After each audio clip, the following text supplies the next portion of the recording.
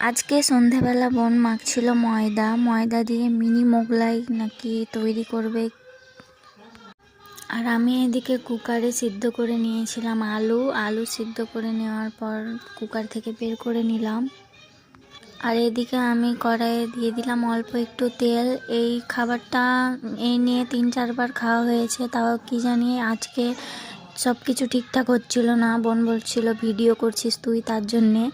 তারপরে তো আমি এদিকে পেঁয়াজগুলো একটু লালচে হওয়ার পরে দিলাম গোটা জিরে, তারপরে আলু দেওয়ার পরে সব মশলাগুলো দিয়ে দিলাম, নেড়ে চেড়ে একটু মাখা মাখা করে নামিয়ে নিলাম। আমার মাথাটা হালকা ধরেছিল, সেই জন্য আমি লাগিয়ে নিলাম ভিক্স। আর এইদিকে বোন এগুলো বেলে নিচ্ছিল, আলুগুলো ভিতরে ভরে 4 ভাঁজ করে নিচ্ছিল। আমার খিদে পেয়েছিল, সেই জন্য আমি এদিকে দুধ গরম করে নিলাম। তারপরে হরলিক্স রাখা ছিল, হরলিক্স দিয়ে একটু খেয়ে নিচ্ছিলাম।